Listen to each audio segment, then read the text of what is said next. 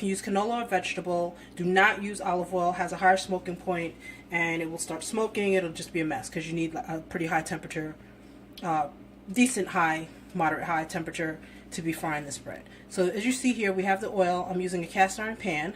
I use a cast iron pan because this is, you know, the traditional pan, and it can withstand high temperatures of heat. All right, so that's how much oil you're going to need, just enough to kind of submerge it and kind of cover the top. And then over here, we're going to have a plate with some paper towel, you know, to put your bread in once it comes out. Okay, so we're going to put our bread in. All right, and you're going to notice it's going to cook up, it's going to bubble up. Right, does not take very long to cook this bread. You're going to need some kind of utensil to flip the bread. I prefer tongs. You can use a pitchfork, like pitchfork knives, you know, and you see it bubbles up nice. Okay, and just let it get in there. It'll start to turn golden brown on the other side, bubble up on this side. Okay, so you just want to let it get in there, you know, put some oil on top.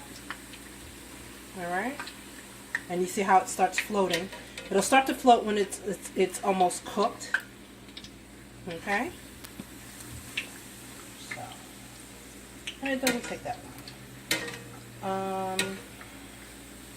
So this is a great recipe for like a dessert. I usually make this as a dessert sometimes for my kids. See how it's brown on that side. You know, you want to have a little brown. And the browning really depends on you. I mean, you do want it to be brown. How dark of a color is really up to you. Some people prefer really light colored brown. Some people like a little darker. I like mine a little light. Okay? Doesn't take that long. So like I said, I use this recipe for a dessert sometimes for my kids. And they like it with powdered sugar. My mom likes it with honey. You can use it, like I said, for dinner. You can do tacos. So that's it. Our bread is done. You see this side has a little browning. I mean, if you want to get a little browner, you could leave it in there. I like mine like this. So you just take it out, move it onto the paper, and let it drain. And that's it. And there you go. That's fried bread. You just let it drain off. Okay. That, like that, see? Alright.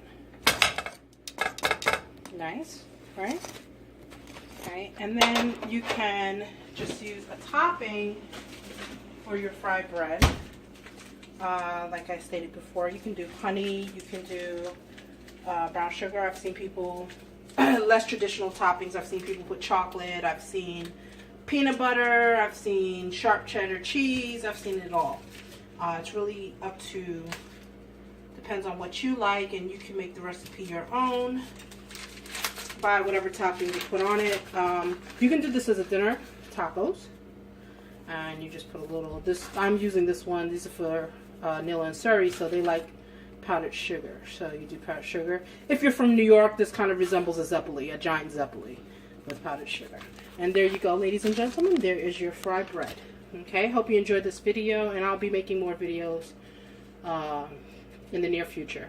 So if you just tell me what you want to see made, I'll make it for you. All right, enjoy.